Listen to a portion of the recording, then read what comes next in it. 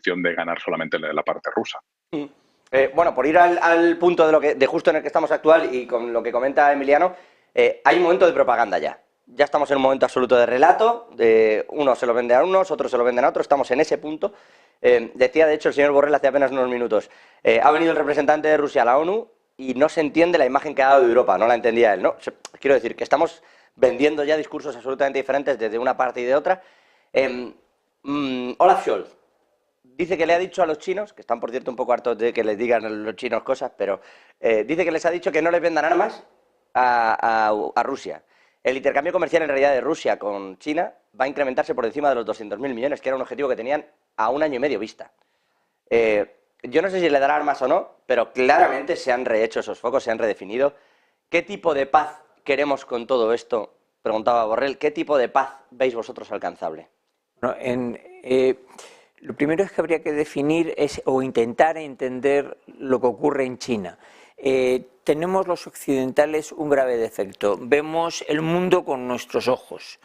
Pensamos que tanto los chinos como los rusos piensan y ven todo como lo vemos nosotros, y nada más lejos de la realidad. Bueno, que si no es así lo ven mal, ¿no?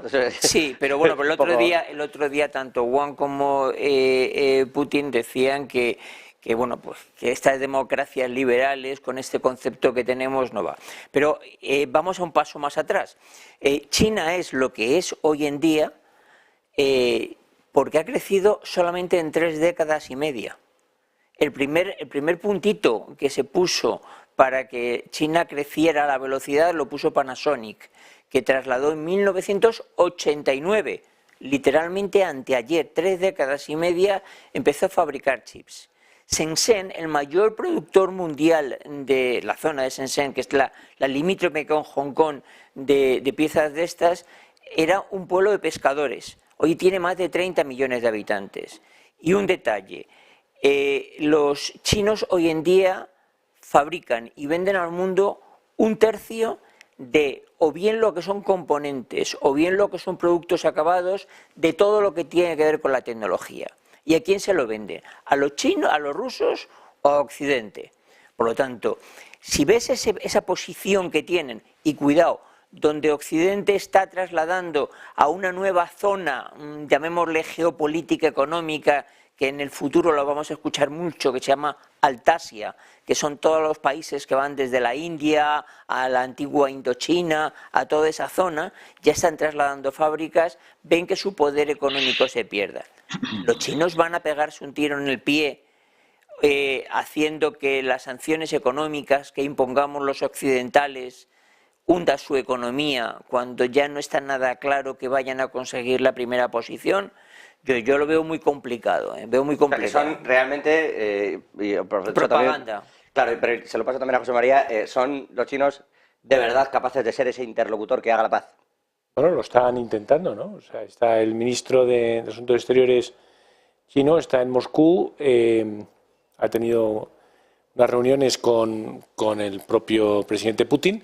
Zelensky ha anunciado hoy en la rueda de prensa con el presidente Sánchez, que también quiere reunirse con la delegación china, y yo creo que ninguno de los contendientes va a dejar escapar la posibilidad de sentarse a negociar. Cuestión distinta es lo que se acuerde en la mesa de negociaciones, quién tenga la culpa de que no se llegue a esa paz y lo que pase en el ínterin.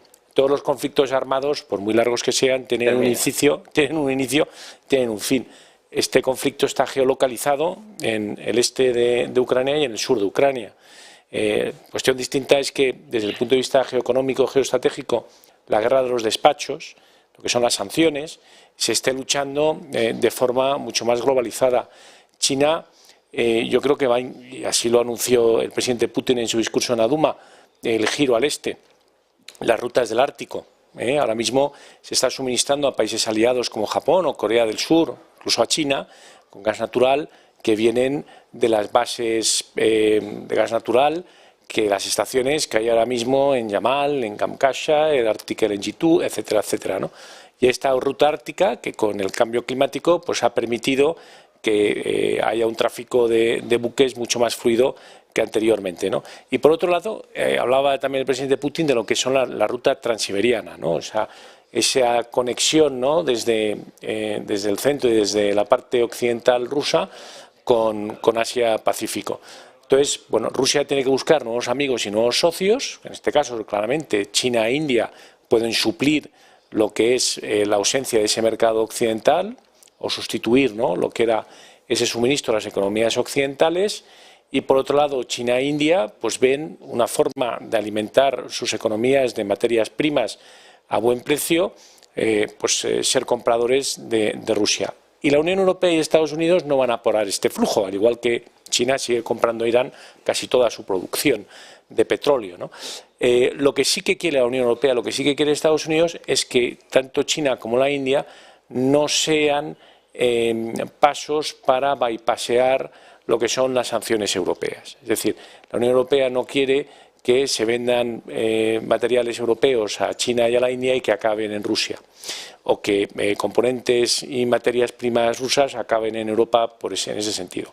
No obstante, como tenemos unas sanciones muy peculiares y como Rusia hasta ahora era nuestro tercer socio comercial, y por la complejidad de la imposición de las sanciones, por culpa o con base en lo que son los textos fundacionales de la Unión Europea, que para aquellas sanciones que no estén pasaporteadas por las Naciones Unidas se necesita el consenso unánime de todos y cada uno de los Estados de la Unión Europea, nuestras sanciones son como un queso gruyère. Están llenas de excepciones, están llenas de limitaciones, están llenas de periodos de transición, están llenas también de puntos que son cuestionables, de cierta incertidumbre de la interpretación de los propios Estados.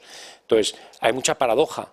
Por un lado, estamos sancionando a Rusia y esta misma noche, mañana, saldrán publicadas ¿no?, el 10º paquete de sanciones contra la economía rusa, pero al mismo tiempo estamos comprando gas a Rusia todos los días, estamos metiéndole a Rusia dinero al bolsillo, que probablemente utilice para luego financiar lo que es el conflicto, en Ucrania. Entonces, se están dando muchas paradojas.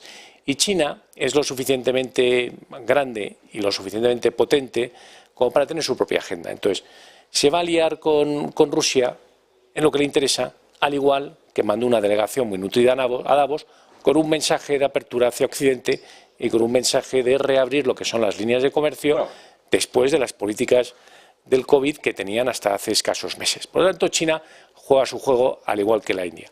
¿Que la India va a coger petróleo crudo ruso, lo va a refinar en sus refinerías y nos lo va a vender a nosotros? Sí, pero es legal. Ya está pasando, de hecho. Pero es legal, porque cambia el origen del producto. Crudo ruso se refina, hay un cambio sustancial en el producto. Las sanciones con y para eso, derivados, ¿no? En teoría.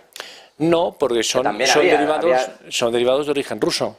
Si es un diésel que se fabrica en Rusia es de origen ruso, pero si es un crudo que deviene diésel en China o en India o cualquier otro país del mundo no europeo, deviene un producto originario de ese país y, por lo tanto, según las reglas de la OMC, ese producto tiene pasaporte chino, pasaporte indio, no tiene pasaporte ruso y es legal. Y la Unión Europea ha hecho las sanciones habida cuenta de la legalidad de que tú te puedas suministrar a través de otros países, pero porque queremos evitar el efecto boomerang de las sanciones.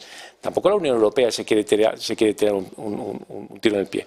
Y ojo que las sanciones, y esto Miguel Ángel, que tiene una memoria histórica fantástica, y nos ha dado sobre la prueba de ello, las sanciones son lluvia fina, es decir, las sanciones no se ponen para que duren 6 meses o un año, se ponen hasta que haya un cambio de paradigma. Pues eso estamos viendo prácticamente, de hecho. Y cuando haya un cambio de paradigma, pues en principio se levantan. Pero si alguien piensa que la economía rusa iba a sucumbir en un año de sanciones, está muy equivocado, al igual que la iraní en el 79 no sucumbió tras las primeras sanciones americanas, o en Cuba en el 61 no sucumbieron tras las primeras sanciones norteamericanas. Sí, es verdad que mucho tiene que cambiar el panorama. Al respecto de lo que decía José María, Emiliano, Wang Yi, el propio encargado de Asuntos Exteriores de China, fue también a la conferencia de Múnich justo antes de viajar a Rusia, por cierto, y allí dio ese mensaje ya de paz, de que, hombre, no nos queremos pegar con nadie, de que todo se puede llegar.